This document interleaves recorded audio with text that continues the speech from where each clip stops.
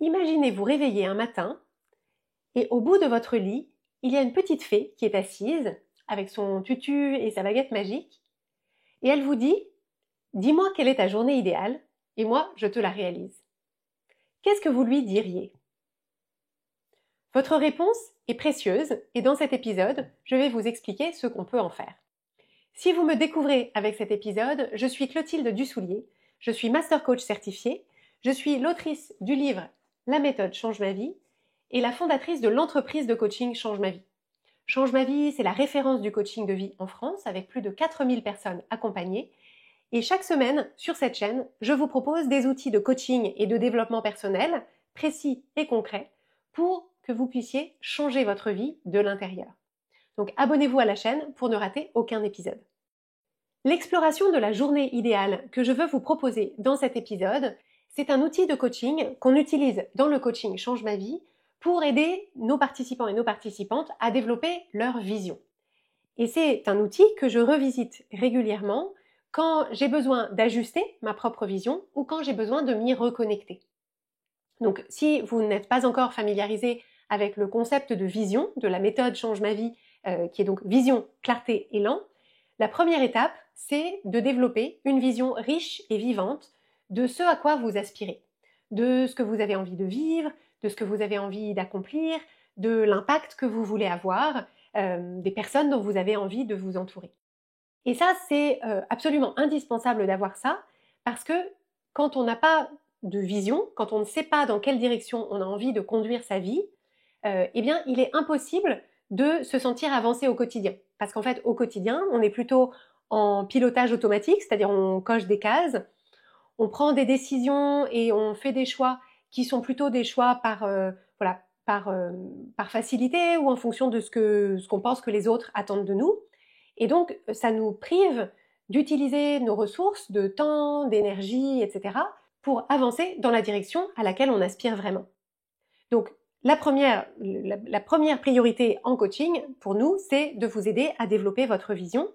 Mais ce qu'on constate, c'est que le développement de cette vision, en fait, la plupart d'entre nous, on n'a pas appris à le faire. Donc nous, notre rôle, bien sûr, c'est de vous transmettre une méthodologie pour pas à pas vous guider pour développer cette vision. Et un des outils qu'on utilise, c'est l'exploration de la journée idéale. Alors pourquoi est-ce que cet outil, il est très utile?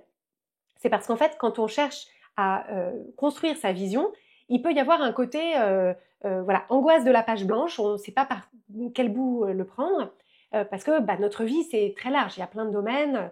Voilà. Mais par contre, si on prend les choses par le petit bout de la lorgnette et par cette idée de quelle est idéalement la journée que j'ai envie de passer au quotidien, ça, c'est un horizon de temps dans lequel on arrive beaucoup mieux à se projeter.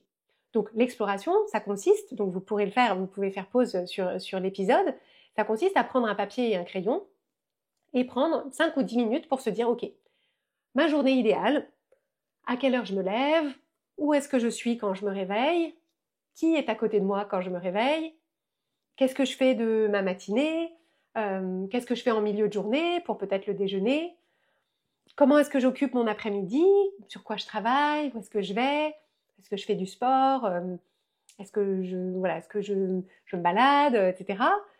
Et puis en fin de journée, début de soirée, ma soirée, qu'est-ce que j'en fais, qui est-ce que je vois, comment est-ce que je me sens, etc., etc. Et puis à quelle heure je me couche, qu'est-ce qui se passe la nuit, etc.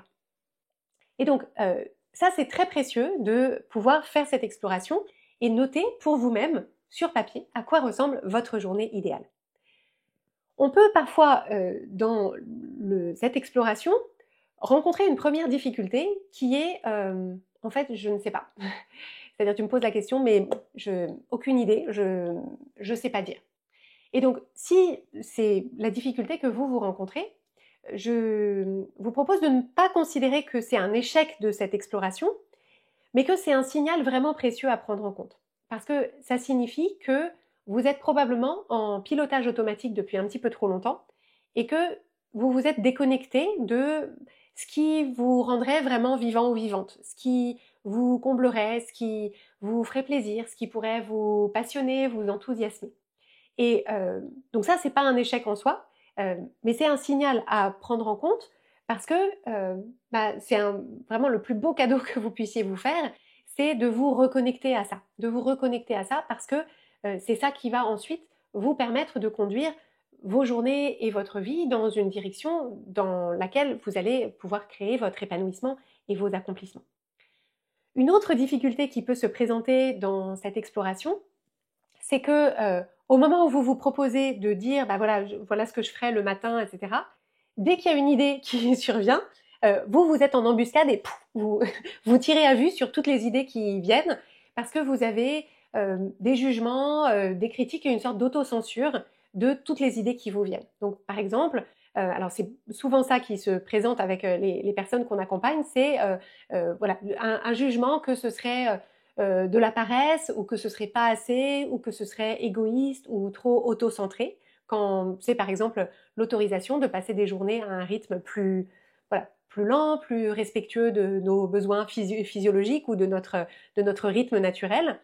Il peut y avoir aussi le jugement que, au contraire, c'est trop et que, en fait, dans sa journée idéale, on a imaginé un peu, on s'est un peu imaginé Kim Kardashian et que, il y a une partie de nous qui se dit non mais pour qui tu te prends et tu rêves ou cette idée que ce serait irréaliste, pas possible, trop cher, qu'on n'a pas les compétences, que c'est pas possible, que c'est trop éloigné de ce qu'on vit aujourd'hui. Et donc ça, c'est pas étonnant si vous rencontrez cette difficulté parce que c'est une vraie compétence de s'entraîner à ouvrir un espace de possibilités sans tout de suite le refermer avec toutes nos craintes, toutes nos croyances, toutes les limites qu'on ressent actuellement. Donc en fait, l'idée, c'est de se dire, évidemment qu'il y a que tout n'est pas possible tout de suite, que tout n'est pas réaliste tout de suite, mais pour pouvoir poursuivre cette aspiration, pour pouvoir créer pour nous-mêmes cette journée idéale, il faut commencer par s'exprimer à soi-même en quoi est-ce qu'elle consiste. Donc, pour vous donner un exemple, et peut-être vous autoriser à avoir une journée idéale ultra slow, moi, ma journée idéale commence par le fait de me lever tôt. Moi, j'aime bien me lever tôt et avoir l'impression que la journée est à moi. Donc, je me lève tôt.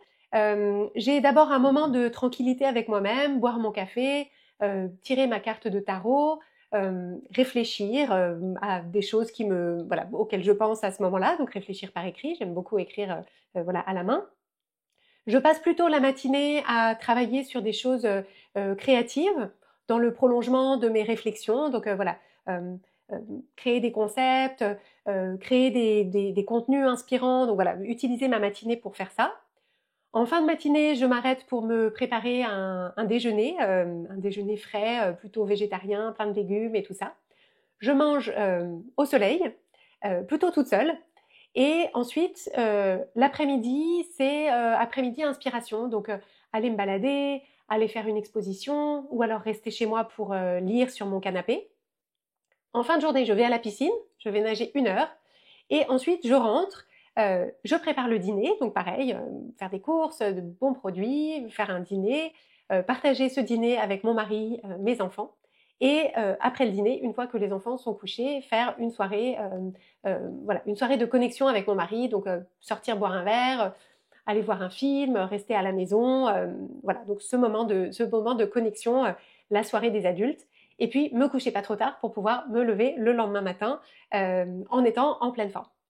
Donc vous voyez, ça c'est ma journée idéale. Alors on se dit, ok, c'est pas Kim Kardashian, mais c'est vraiment moi quand j'ai envie de vivre une journée, vous voyez que les maîtres mots, c'est plutôt il y a plutôt beaucoup de solitude, beaucoup de temps de création, d'introspection et beaucoup les repas ont aussi beaucoup d'importance pour moi dans cette journée idéale. Donc, il y a une première chose que vous pouvez retirer de votre journée idéale, c'est identifier un petit peu des mots-clés ou une tonalité, voir un peu quelles sont les couleurs et quel est le rythme, quelle est la texture de cette journée idéale. Donc, une fois qu'on a cette idée de sa journée idéale, alors, je vous précise qu'on peut avoir plusieurs journées idéales, hein, parce que moi, je pense que ma journée idéale telle que je vous l'ai décrite là, si je ne vivais que cette journée-là, ça finirait par être un petit peu lassant et j'aurais envie de variété. Mais on peut commencer par définir une journée idéale et puis après on peut en faire des secondaires où on voyage ou il peut y avoir un peu plus d'excitation que ça. Mais ma journée idéale, pour moi, c'est vraiment ça. Donc une fois qu'on a ça, il y a 2 utilités principales. La première utilité principale, c'est d'observer qu'est-ce qu'il y a déjà dans notre vie qui ressemble déjà à cette journée idéale, ou alors qui peut être adapté sans trop de difficultés pour incorporer des éléments de notre journée idéale. Donc par exemple, une chose qui était survenue dans cette exploration qu'on a menée avec les participants du coaching Change ma vie, c'était l'idée d'être au bord de la mer, donc proche de l'élément eau.